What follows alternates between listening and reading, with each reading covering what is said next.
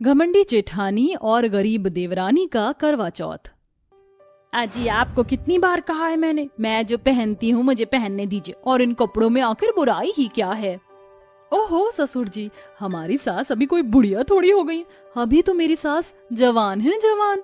वो जो पहनेंगी वो बहुत सुंदर लगेंगी। ठीक है, मेरा तो समझाने का फर्ज था, लेकिन तुम लोग हो कि समझते ही नहीं। जब बाहर लोग बूढ़ी घोड़ी लाल लगाम कहेंगे तो अपने आप सब समझ आ जाएगा। दूसरे बोले या ना बोले, लेकिन आप जरूर बोल दो, आप तो मुझसे जलते हो। भाग्यवान, मुझसे गलती हो गई, मुझे माफ कर दो। मैं तुमसे अब कुछ नहीं कहूँगा। पिताजी बिल्कुल सही कह रहे हैं, आप समझ क्यों नहीं रही हो? हाँ हाँ, बोलो बोलो, तुम भी बोलो, तुम्हारी ही तो कमी रह गई थी। अगर तुम लोगों की बहसबाजी खत्म हो गई हो तो क्या हम पार्टी के लिए चले, क्योंकि हम लोग पहले ही बहुत लेट हो गए हैं। विशाल के कहने पर उसका पूरा परिवार गाड़ी में बैठता है, जिसके बाद वो सभी एक पार्टी में पहुंच जाते हैं। वहाँ फंक्शन अटेंड करके रात को वो सभी वापस लौट आते हैं।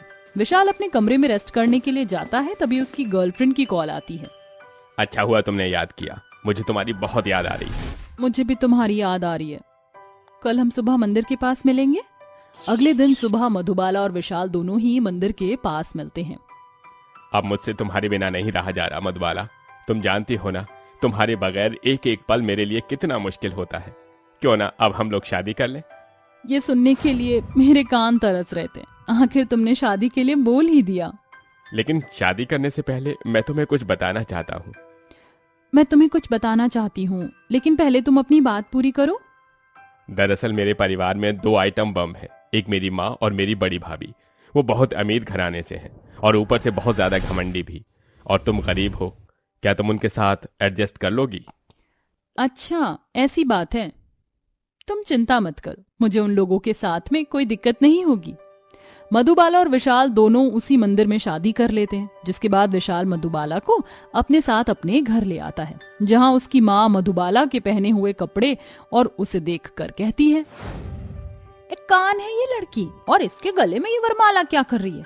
तुम मुझे जरा बताओगे विशाल, ये सब क्या चल रहा है? ये आपकी बहू है मधुबाला। मधुबाला, माँ के पैर छुओ। पाए लागू माँ जी। ये फटीचर लड़की मेरे घर की बहू कभी नहीं बन सकती। जहाँ से इस 2 कौड़ी की लड़की को लेकर आया, वहीं पर इसे वापस छोड़ा। तभी वहाँ पर निहारिका भी आ जाती है। ओहो देवर जी, कम से कम अपने स्टैंडर्ड की लड़की तो ढूंढते। मैं मधुबाला से बहुत प्यार करता हूँ।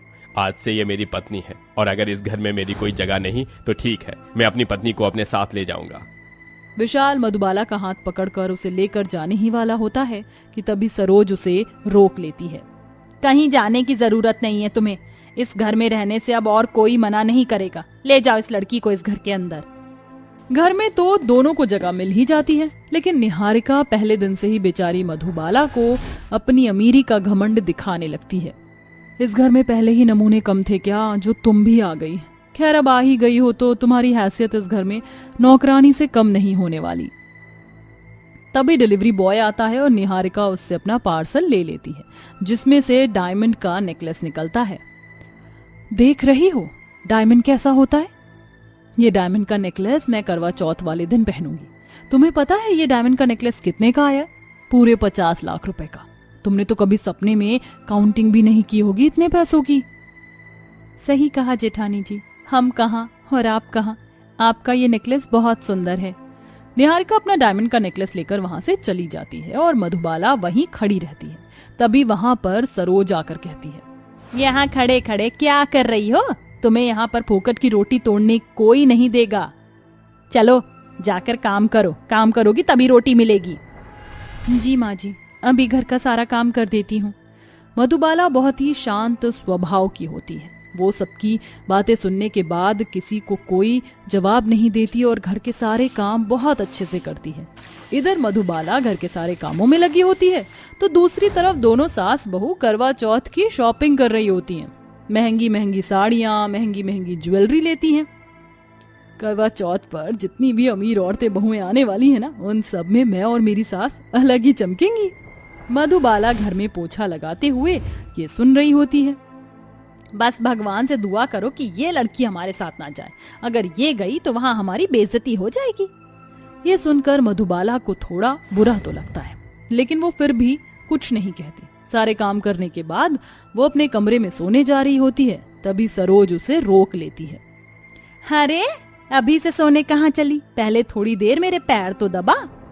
मधुबाला सरोज के कमरे में जाकर उसके पैर भी दबा देती है और आखिरी में वह अपने कमरे में जाती है, जहां विशाल उससे कहता है, देखा, मैंने कहा था ना, मेरी माँ और मेरी बड़ी भाभी बहुत ही ज्यादा घमंडी और चंट चालाक हैं। तुम्हें उन दोनों ने परेशान कर दिया ना। अरे नहीं विशाल, तुम्हारे प्यार के लिए तो मैं कुछ भी कर सकती हूँ।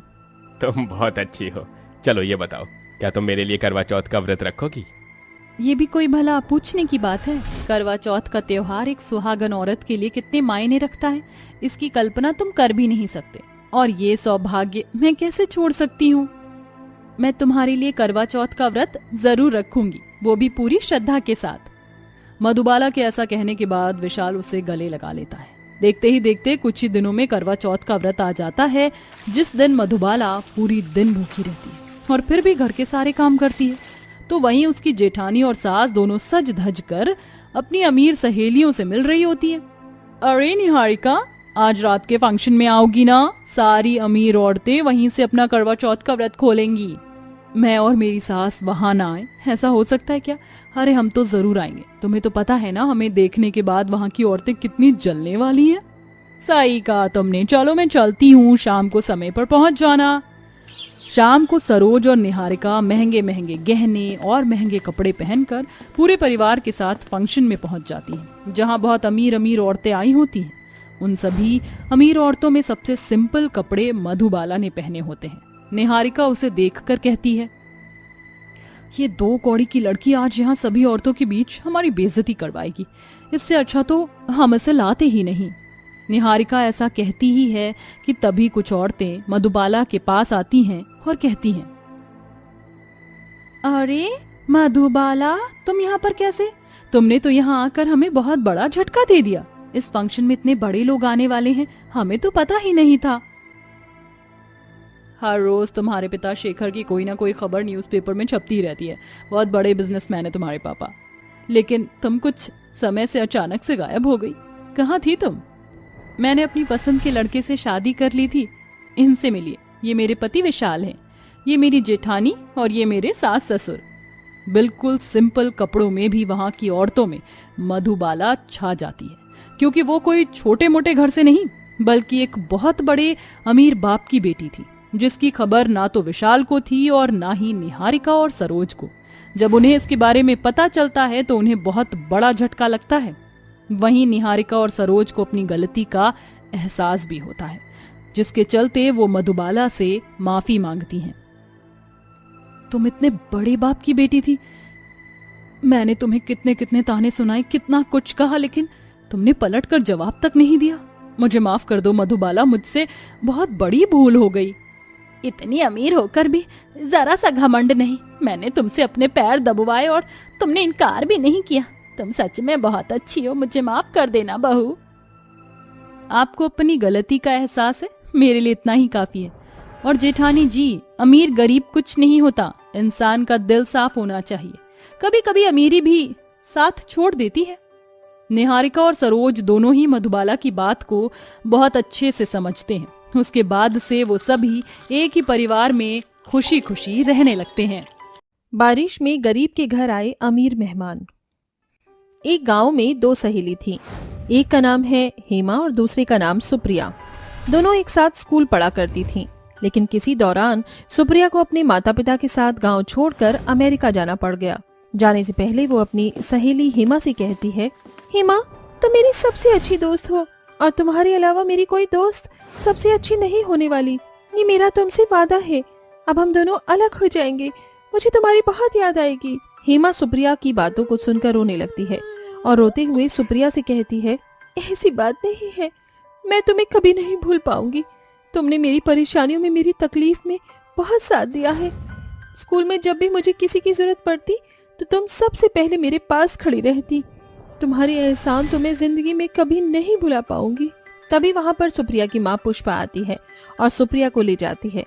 सुप्रिया को गांव से गए हुए अब पूरे 10 साल हो जाते हैं और वो अपनी आगे की पढ़ाई भी अमेरिका से ही करती है। तो वहीं दूसरी तरफ हेमा अपनी पढ़ाई गांव में ही करती है। लेकिन पढ़ाई होते ही उसके माता पिता अपनी हैसियत के हिसाब से लड़का ढूंढकर उसकी शादी कर देते हैं। हेमा, मुझे नहीं लगता कि तुम्हें ये सब बताने की जरूरत है। तुम तो जानती ही हो तुम्हारे माता पिता कितने गरीब परिवार से हैं। उनके पास कुछ भी नहीं है और ऐसे में तुम्हारी शादी करने के लिए हमारे पास पैसा भी नहीं है। हमने इसीलिए एक फैसला लिया है। देख बेटी, तेरा पिता इतना गरीब है कि तुझे सिर्फ एक जोड़े में ही दूसरे घर भेज सकता है। अपने पिता का मान सम्मान रख और शादी कर ले। ठीक है, अगर आप लोगों को मेरी शादी करानी है तो मैं शादी के लिए तैयार हूँ। मैं शादी से मना नहीं करूंगी। परमेश और ममता दोनों मिलकर अपनी बेटी की शादी एक गरीब परिवार में कर देते हैं। गरीब परिवार में जाने के बाद हेमा को बहुत सी परेशानियों से जूझना पड़ता है। कई बार कई चीजों से कॉम्प्रोमाइज करना पड़ता है। ऊपर से उसके पति युवराज का काम भी छूट जाता है और वो घर में बैठ जाता है। हिम्मत रखिए, सब कुछ ठीक हो जाएगा, भगवान पर भरोसा रखिए। तभी जोर जोर से बारिश शुरू हो जाती है। ये देखा तुमने, जब भी कुछ सोचता हूँ तभी कुछ न कुछ खराब हो जाता है। अब बारिश हो गई है, इंटरव्यू पर कैसे जाऊँ समझ ही नहीं आ रहा। युवराज बहुत ज्यादा परेशान हो चुका था। उसकी परेशानियां खत्म ही नहीं हो रही थी। ऊपर से बारिश के कहर ने उसकी हिम्मत पर ताला मार दिया था। ऐसे ही कुछ दिन बाद जब मौसम ठीक होता है तो युवराज इंटरव्यू पर जाता है। उसे सुबह से शाम हो जाती है, लेकिन उसका कोई भी इंटरव्यू क्लियर नहीं हो पाता। कुछ समझ नहीं आ रहा, नौकरी तो जैसे मिल ही नहीं रही। अब मैं क्या करूं? घर को चलाने के लिए मुझे कुछ न कुछ तो करना ही होगा। तभी उसे एक फैक्ट्री नजर आती है जहाँ पर काम चल रहा होता है। वो उस फैक्ट्री के पास जाता है और वहाँ के मुनीम से बात करता है। अरे भाई साहब, यहाँ पर मेरे लायक कोई काम है क्या? अरे हमारे यहाँ तो मजदूरी का काम है बेटा। अगर तुम मजदूरी करना चाहते हो तो मैं तुम्हें रख लूंगा। युवराज के पास और कोई रास्ता नहीं बचा था, जिसके चलते वो मजदूरी के लिए तैयार हो जाता है। घर आने के बाद वो शांति से बैठ जाता है। तभी हेमा एक गिलास पानी लेकर आती है और युवराज को देते हुए कहती है, क्या हुआ? आपके माथे पर सिलबटे और चेहरे पर बहुत ही शिकन नजर आ रही है। सब कुछ ठीक तो है ना? आज भी आपका कोई इंटरव्यू नहीं हो पाया?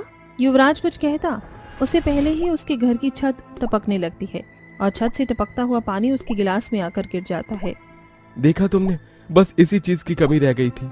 युवराज टपकती हुई जगहों पर टूटे फूटे बर्तन लगा देता है। तभी उसकी माँ पार्वती उससे कहती है, घर में राशन नहीं है बहू, खाने में क्या बनाएगी? माँ, आपने मुझे नाम तो राजा महाराजाओं वाला दे दिया, लेकिन काश भगवान ने आपकी झोली में मेरी किस्मत भी बिल्कुल मेरे नाम जैसी लिखी होती। खैर, आप चिंता मत कीजिए, अभी तो बाहर बारिश हो रही है। बारिश जैसे ही धीमी हो जाएगी तो मैं कुछ जुगाड़ करता हूँ। युवराज ऐसा कहकर शांत हो जाता है। इसके बाद युवराज बारिश के रुकते ही राशन लेने के लिए चला जाता है।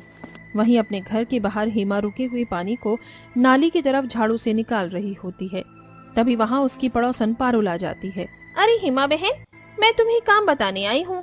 हमारे गांव के मुखिया के घर पर उनकी बेटी की शादी है और वहाँ पर कुछ काम धंधा करने वाली लड़कियाँ चाहिए। मैं सोच रही थी कि तुम्हें अपने साथ ले चलो, इसी बहाने तुम कुछ पैसे कमा लोगी। ये तो तुमने बहुत अच्छा सोचा है। आज वैसे भी हमें पैसों की बहुत ज्यादा जरूरत है। कब चलना है मुझे तुम्हारे साथ? बस तुम अपने घर का काम निपटा लो, उसके बाद हम चलते हैं। हिमा घर के सारे काम जल्दी से निपटा लेती है, जिसके बाद वो पारुल के साथ मुखिया के घर पहुंच जाती है। वो वहाँ पर काम कर रही होती है कि तभी वहाँ पर एक उसकी सहेली सुप्रिया उसे देख लेती है और उसे रोककर कहती है, अरे हेमा, आखिरकार तो मुझे मिल ही गई। मैंने तुम्हारा कितना इंतजार किया, तुम्हें यहाँ वहाँ ढूंढा, लेकिन मुझे तुम कहीं भी नहीं मिली। अरे सुप्रिया, क्या ये तुम हो? मुझे तो यकीन ही नहीं होता। दोनों सहेली एक दूसरे को गले से लगा लेती हैं। जिसके बाद सुप्रिया हेमा से कहती है, मैं यहाँ मेरी सहेली की शादी में आई थी।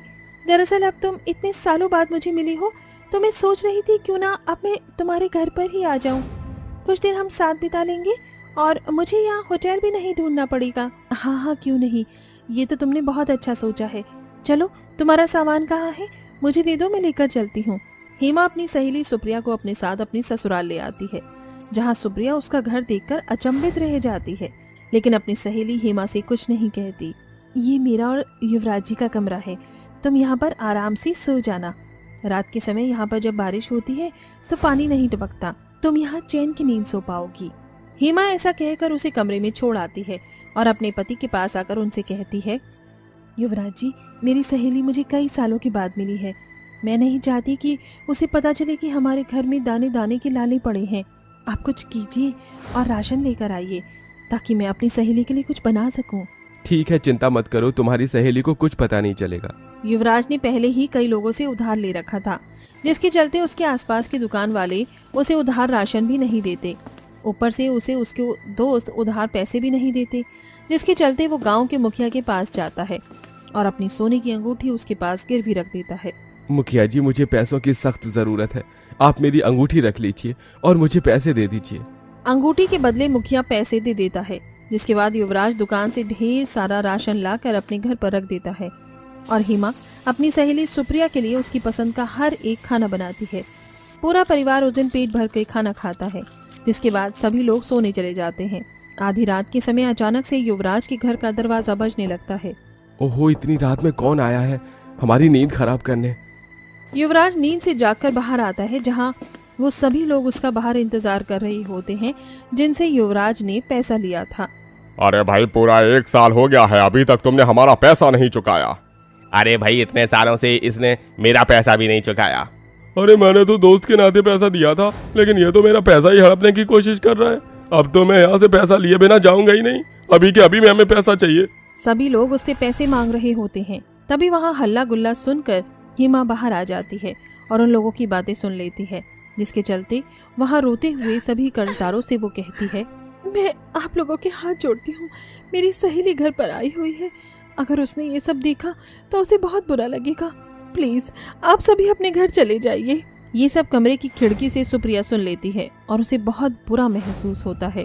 तभी वो बाहर आकर सभी कर्जदारों से कहती है, आप सभी को आपका पैसा कल से कल ही मिल जाएगा, आज की रात आप हमें दे दीजिए, मैं आपसे ये वादा करती हूँ। सुप्रिया की बात सुनकर वो सभी चले जाते हैं। क्यों हेमा, तुमने मुझे इस लायक नहीं समझा कि तुम मुझे अपनी परेशानी बता सको? क्या मैं तुम्हारी सहेली नहीं हूँ? हेमा के पास कहने के लिए कुछ बचा ही नहीं था। वो रोते हुए सुप्रिया को गले से लगा लेती है, जिसके बाद सुप्रिया सभी कर्ज वालों को अगले दिन ही उनका पैसा चुका देती है और वो अपने सोर्स से युवराज को एक बहुत ही अच्छी कंपनी में नौकरी भी दिलाती है, जिसके बाद उनकी परेशानियां धीरे धीरे खत्म हो जाती हैं और वो अच्छा खासा जीवन जीने लगते हैं।